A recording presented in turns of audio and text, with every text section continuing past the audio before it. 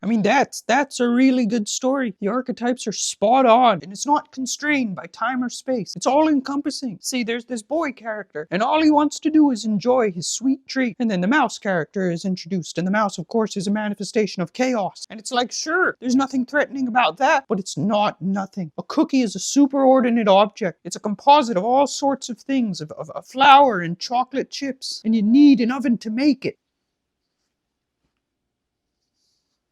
And the boy has this enormous task to instill discipline in the mouse, because the mouse is driven by ideology, and if you know anything about ideology, you know that it doesn't work. But the mouse's requests just keep escalating on, and in an effort to placate the mouse, the boy enters into a completely untenable relationship. But it's like, good luck with that, man. You're already in hell. That's it, man. It's like, sort yourself out. The mouse is presented as a threatening, invading force, but if you look at the record, the opposite is actually true. There's absolutely horrific violence enacted against mice, rats, and various other rodents. This is going on under Eisenhower, Kennedy, and even the urban renewal programs of the early 1970s under Carter.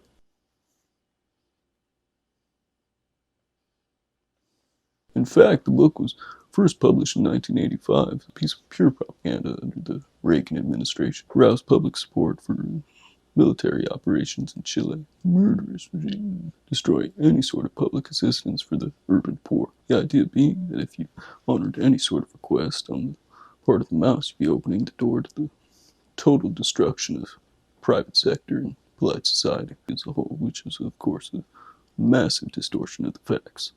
Yo, bring it all the way from Tashkent. It's your man, Beefy Beast, and today, really special, the greatest albums of the world 2020s. We talk about the Grammys.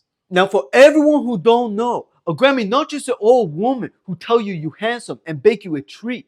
It's a really big award for all the people in the world who make it sound for your ear. That's right, there are a lot of contenders for the top prize, and nobody know who's gonna come out in your head. Now Taylor Swift, she made more than 10,000 songs, and they're not just about making pants fast. It's song about love. Music has the power to make you feel like to fly. This is your music blog update, and remember, the ear is the bone of the listen. Oh, it's just okay for you, Eric? My dad grew up on a vineyard. Just because your mom got you a subscription to Masterclass with Gordon Ramsay does not mean you can be a sommelier. In fact, nothing could be further from the truth. Let's just open the one that you brought, okay? Normally, I'd be a little harder on you, as is the way of the vineyard, but I'm feeling a little generous today, so I'd give it a 6.5. Let me put it like this to you, Eric. Imagine fresh morning dew glistening on a perfect purple Concord grape upon a vine wrapped around a trestle on a country road. Can you see it, Eric? Can you see it, Eric? You try to grab the grape, it's firm. You pull, but it doesn't come off with ease. It's not ripe. That grape is you, Eric. First of all, I've dealt with the real problems in my life, all right?